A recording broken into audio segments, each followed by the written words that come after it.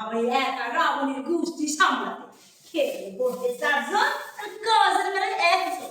সারাদিন গরুর মতো খেটে মর, মুখে করে জলও কেউ তোলবে না। বলতে যাও আর ট্যাঙ্ক চালানোর কথা। বুঝবে বুঝবে দিদিন সংসারে লাঠি মেরে বেরিয়ে যাবো না, তেমনি ঠেলা বুঝবে। তুমি যাও না, তোমার বাইকে বেরিয়ে ধরে রেখেছে। দেখ ছোট, আমি তোকে কিছু বলিনি, আমি আমার ডিজেল মরি বকে বসছি। তা আমি কি 1.5 বছরের কচি ছানাটি যে শুয়ে ট্যাটা করছে কিছু বুঝি না?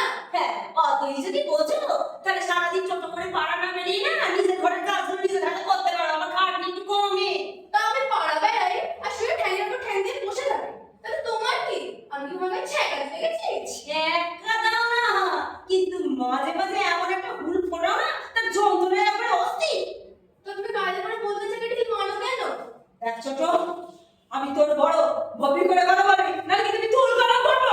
তো তোমাকে বলে গেল আমার কথায় কথায় বিষয় লাগলে আমি ছেড়ে কথা বলবো নি। কি তোর এত বড় হয়েছে, তুই আমার ভয় দেখাস? ওগো ওগো, কি করতে আছো গো? শুনে যা, ছোট ভাই মারে বললে গো। ওগো কি করতে আছো গো? আমার ছোট ভাই মারে বললে গো।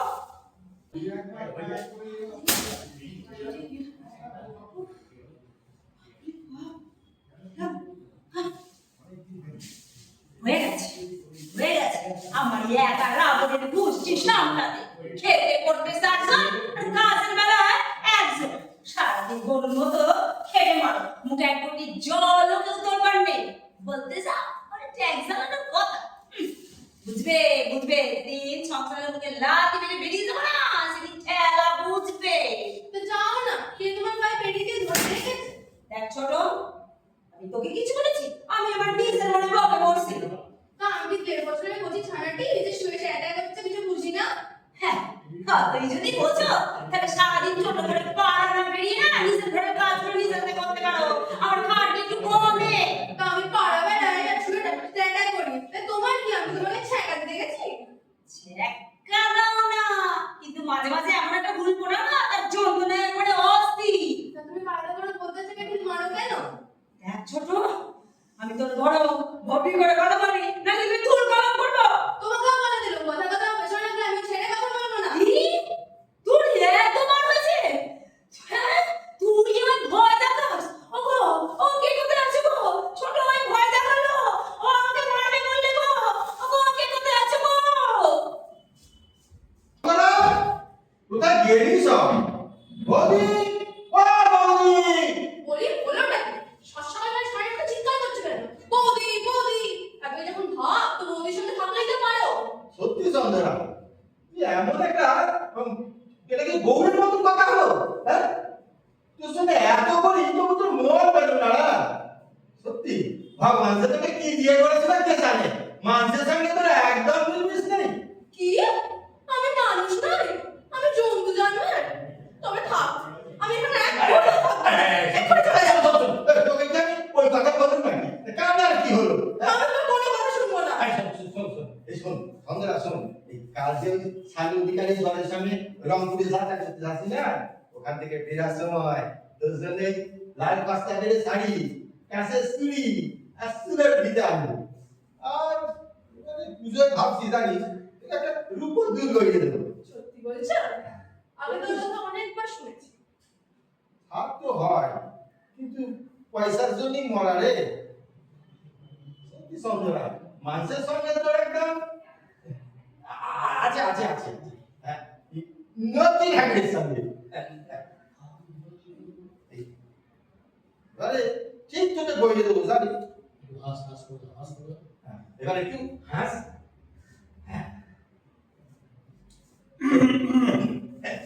দাদা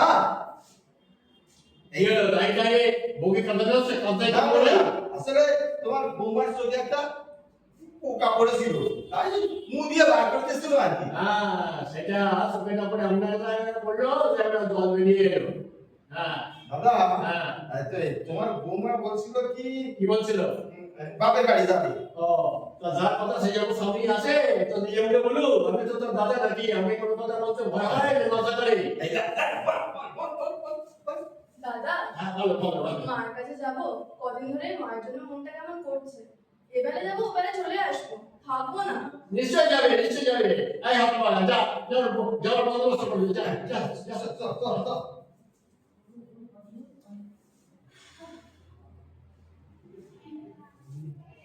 তোর আবার কি হলো?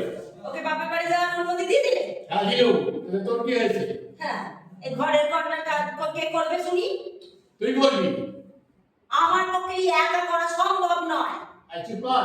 আরে, এই যে চার চাকাতের সংসার, আমার মা বিদ্যুতের হাতা একটা ধান্দা করে খানে ওই গায়ে বাতা নিয়ে বুঝলি, গায়ে বাতা নিয়ে করে করে এই চুটকি তোমার গায়ে মাথায় উঠেছে, আমাকে মানেই না। আমাদের মানে কি করে?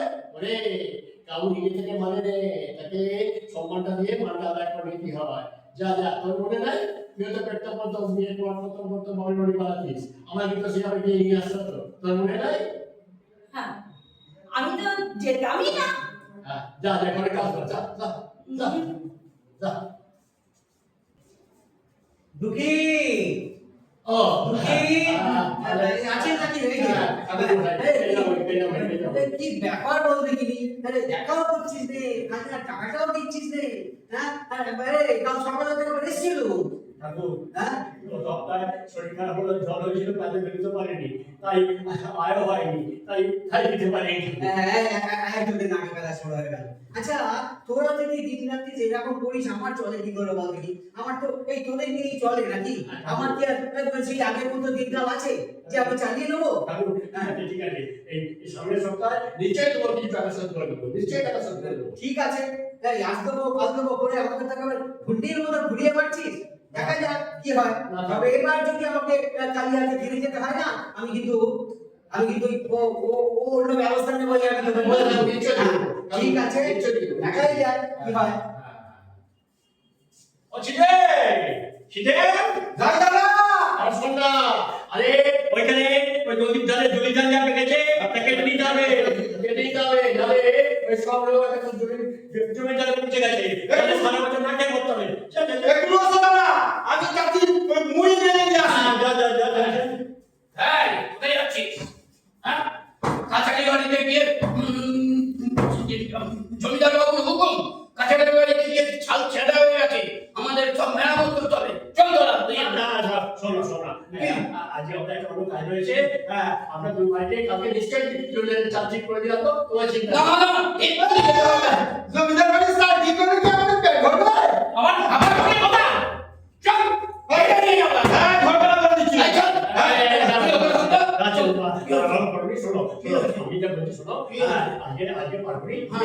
এরপরের দিন গিয়ে নিশ্চয়ই আমরা না না, ওসব বাবুনি নয়, এক্ষুনি বলেছে জমিদার বাবু যে ধরে নিয়ে চলে আসতে। চল। তুমি জেলে যাও দাদা, আমি যাবো না। জমিদার বাবু বললো আপনি জেলে যাবেন। বিয়ে দিয়ে নিয়ে যাবো। জেলে নিয়ে যাবেন। না না, কাল নয়, আজকে যেতে বলেছি। চল। এই, তুই ওকে চল। এই, চল। এই, চল। এই, চল।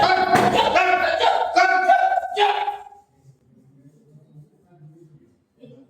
এখানে বসি।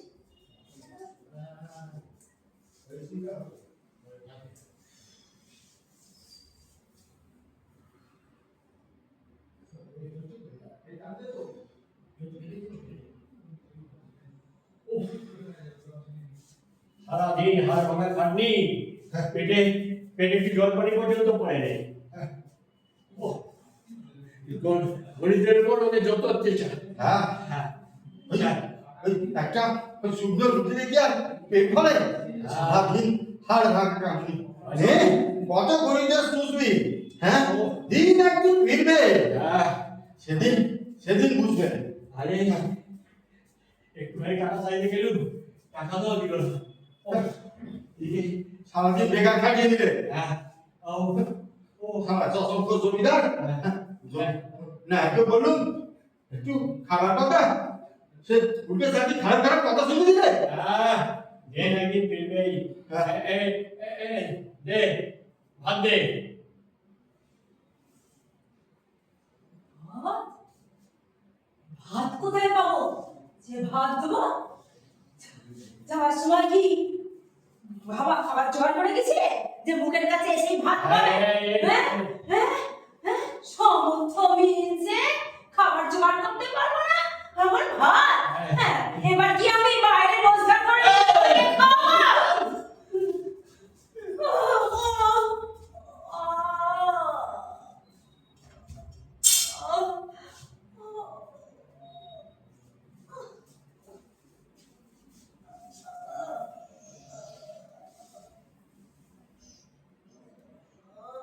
দেখি দাদা, তুমি বৌদিকে মেরে ফেললে?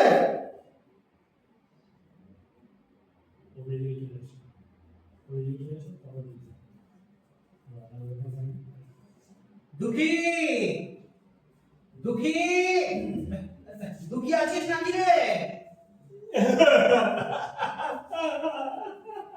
কি হলো? কাঁদে কে? হ্যাঁ এই দুঃখীর কথা মনে হচ্ছে। কি ব্যাপার বল দেখিনি? হ্যাঁ চারিদিক অন্ধকার করে রেখেছিস। হ্যাঁ তো কি হয়েছে? তো কাঁদে কেন দুঃখী? হ্যাঁ কি হয়েছে বল? তুই বলে ঝগড়া করে হ্যাঁ ছোট বউ গলায় মাথা ডাইরেক্ট কম দিয়েছে। হ্যাঁ তুই বলিস কি রে? আরে তুই মরেনি তো? মরেছে? কেলেঙ্কারি করেছে। এই রাম রাম রাম রাম এই ঠিক ভর সন্ধ্যে বেলায় আমি আমার এখানে বাবা দাদা নাকি কি করে বাঁধানো ঠাকুর যায়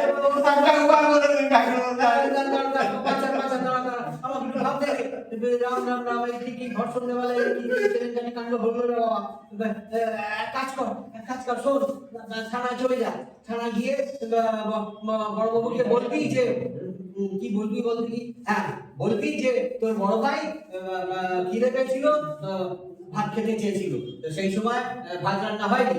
সেই রাগে তোর বড় ভাই কি করেছে যে তোর বড় বৌদির মাথায় দা বসিয়ে দিয়েছে। হ্যাঁ হ্যাঁ হ্যাঁ এরকম বললে আমার মনে হয় হ্যাঁ এই কথাটা বললে আমার বউটা বাঁচবে। হ্যাঁ হ্যাঁ আমার মনে হয় এরকম বললে তোর বউটা বেঁচে যেতে পারে। যা যা যা যা যা যা যা কিন্তু ঠাকুর মশাই, ভাই গেলে তো ভাই পাবো না ঠাকুর মশাই, বউ গেলে তো বউ পাবো।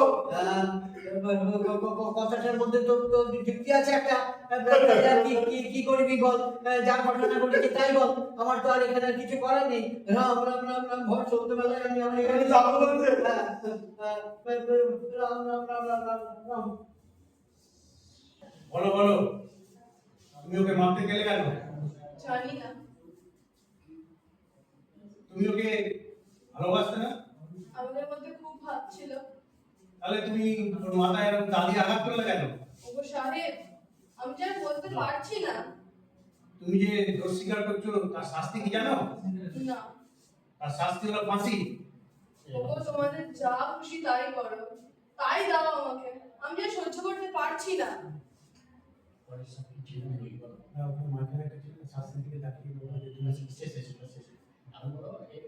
ধর্মবতার, আমি আমার প্রথম সাক্ষী চিদাম্বর দাসকে ডাকছি। চিদাম রুই হাজির। আচ্ছা বলো, সেদিন কি ঘটনাটা ঘটেছিল বলো। ঠাকুর সে দেখতে এসে ছোট দাদা বৌদির কাছে ভাত চেয়েছিল, ভাত তো দিলেই না, উল্টে উল্টে দাঁড়িয়ে। ঠিক আছে ঠিক আছে, যাও যাও যাও। ধর্মবতার, আমি আমার দ্বিতীয় সাক্ষী দুঃখীরাম দাসকে ডাকছি। দুঃখীরাম রুই হাজির।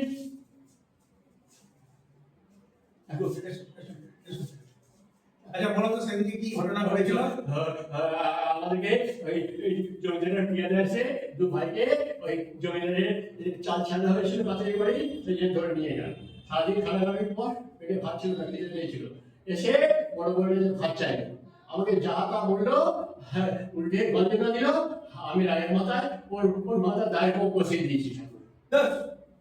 সামান্য ভাত চেয়েছিল, ভাত দেয়নি বলে একজনকে এরকম দাঁড়িয়ে মাথায় আঘাত করে কেউ কেউ মেরে ফেলতে পারে? হ্যাঁ বিশ্বাস করো, বলছি দু ভাই আমি বুঝতে পেরেছি ছোট বউকে বাঁচানোর জন্য দু ভাই মিথ্যে সাক্ষী দিচ্ছে, কিন্তু ঘটনার দিন থেকে আজ পর্যন্ত পুলিশের কাছে চন্দ্রা তার দোষ স্বীকার করেছে।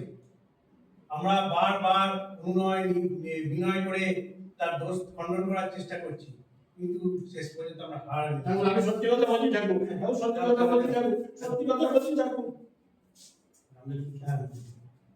ধর্মপ্রধান, আমি আমার শেষ সাক্ষী রামলোচন চক্রবর্তীকে ডাকছি। আসুন আসুন রামলোচন বাবু, আসুন আসুন আসুন। আচ্ছা রামলোচন বাবু, বলুন তো সেদিকে কি ঘটেছিল? হুজুর, ওদের সংসারে নিত্য নৈমিত্তিক ঝগড়া শান্তি লেগে থাকতো। যখনই ওদের ঘরের পাশ দিয়ে আমি যাওয়া আসা করেছি, তখনই ওদের বাড়ির ভেতর থেকে আমি ঝগড়া শান্তি শুনতে পেলাম। যেদিন এই ঘটনাটা ঘটে হুজুর, সেদিনও ওদের ঘরের সামনে দিয়ে যাওয়া আসা করার সময় আমি ঝগড়া শান্তি শুনতে পেয়েছি। তো যেদিন এই ঘটনাটা ঘটে হুজুর, সেদিন সন্ধ্যেবেলা ওদের ঘরেতে আমি গিয়েছিলাম ওই খাজনা আদায় করতে। তো আমাকে দেখে ছিঁড়ে হাউ হাউ করে কাঁদতে কাঁদতে এসে বললে যে ঠাকুর, আমার ছোট বউটা মারা গেছে, একটু ব্যবস্থা করে দাও, আবার বাঁচাবার ব্যবস্থা করে দাও। আমি তখন বললাম, না, যা ঘটনা ঘটেছে সত্যি কথাটাই বলবি। তোর বড় ভাই যে না যেতে পেরে বউয়ের কাছে ভাত রান্না গিয়েছিল, তখন এই কথা চিদাম আমাকে বলেছিল। তখন আমি চিদামকে বললাম যে না, নিচে কথা বলবি না, যা সত্যি ঘটনা ঘটেছে সেই সত্যি ঘটনাটাই দারোগা বাবুকে বলে আসবি। ঠাকুর এই পরামর্শ আমি সেদিকে চিদামকে দিয়েছিলাম হুজুর। ঠিক আছে ঠিক আছে, আপনি আসুন আসুন। সমস্ত সাক্ষী চারিদিক পর্যালোচনা করে মহামান্য হাইকোর্ট আমাদের চন্দ্রাবলীকে ফাঁসি সাব্যস্ত করলো।